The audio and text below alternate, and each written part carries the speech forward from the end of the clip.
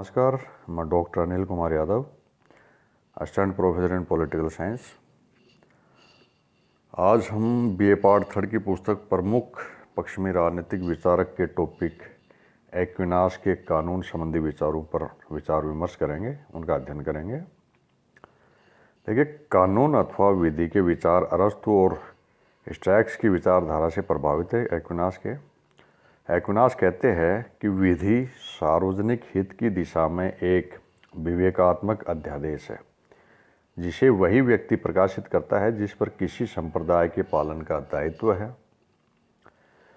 वह राजा और पोप दोनों की विधि में आस्था आवश्यक समझता है।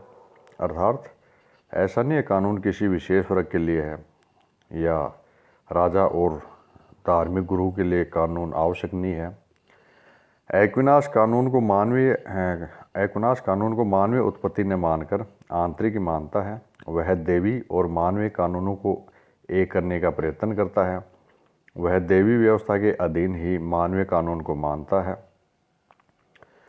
एक्विनास है वो कानून के 4 प्रकार बताते हैं। पहला शाश्वत कानून, दूसरा प्राकृतिक कानून, तीसरा देवीय कानून और चौथा मानवीय कानून। और देखिए, शाश्वत कानून क्या है। शाश्वत कानून ईश्वर की परिकल्पना और इसकी योजना पूर्ण रूप में वही जानता है। यह वह योजना है जिसके अनुसार ईश्वर ने सृष्टि का निर्माण किया और इस कानून के द्वारा ही उस सृष्टि को बनाए रखती है। इसका आभास संसार में होता है, परंतु ईश्वर में ही इसका पूर्ण विकसित रूप रहता है। इस कानून के अधीन समस्त सृष्टि और प्राणी जगत, जड़, चेतन आदि है। ईश्वर शाश्वत कानून का आभास प्राकृतिक कानून में देता है क्योंकि मनुष्य की बुद्धि पूर्ण ग्रहण करने में सक्षम नहीं होती है। दूसरा जो एक्विनास कानून का प्रकार बताता है वो है प्राकृतिक कानून। प्राकृतिक कानून है वह शाश्वत कानून की छाया या प्रतिबिंब है। पेड़ पौधे व इतर प्राणियों की अपेक्षा मानव जगत में प्राकृतिक कानून का सुंदर रूप देखने को मिलता है क्योंकि जड़ पदार्थ और इतर प्राणियों में विवेक नहीं होता। ईश्वर इसके द्वारा मानवीय व्यवहार को नियंत्रित करता है। ईश्वर ने मनुष्य को शुभ अशुभ, अच्छा बुरा इसका ज्ञान दिया है और पाप पुण्य को समझने की बुद्धि भी दी है। मनुष्य शुभ अशुभ और पुण्य को अपनाता है तथा अशुभ और पाप से बचता है।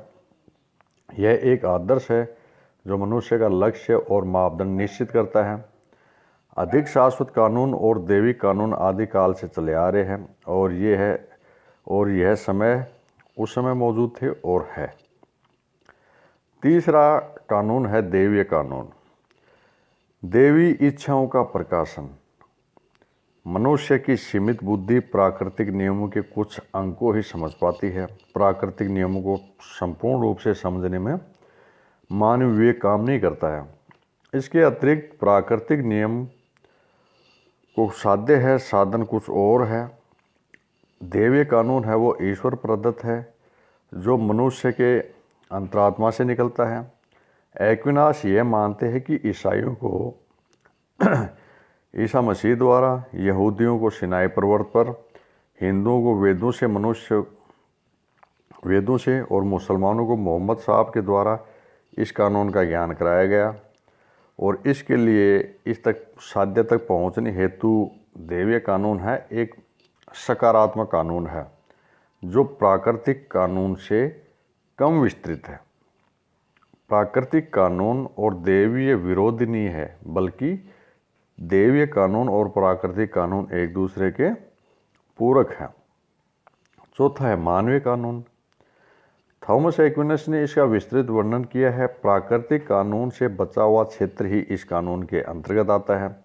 ये किन्हीं निश्चित और विशेष परिस्थितियों के द्वारा बनाए जाते हैं। मानवीय आवश्यकता के अनुसार ये मानवीय कानून बनाए जाते हैं।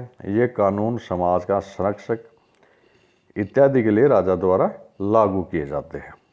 अर्थात मानवीय कानून राजाओं द्वारा, शासकों द्वारा बनाए जाते हैं ताकि समाज में व्यवस्था बनी रहे। बुद्धि के अध्यादेश के अंतर्गत वे कहते हैं और इन्हें प्राकृतिक कानून के अंतर्गत ही एक्विनास रखते हैं। राजा की जो आज्ञा न्यायोचित न हो उसे एक्विनाश कहते हैं कि प्रजा उसका पालन नहीं करे। कानून सामान्य हित के पोषक हो, व्यक्ति विशेष वर्ग के लिए नहीं हो। राजा लौकिक विषयों पर ही कानून बना सकता है। अर्थात जो मानवीय कानून है वो किसी वर्ग विशेष के लिए नहीं होता, बल्कि मानवीय कानून का उद्देश्य होता है कि वो संपूर्ण समाज के हितों के लिए काम करे।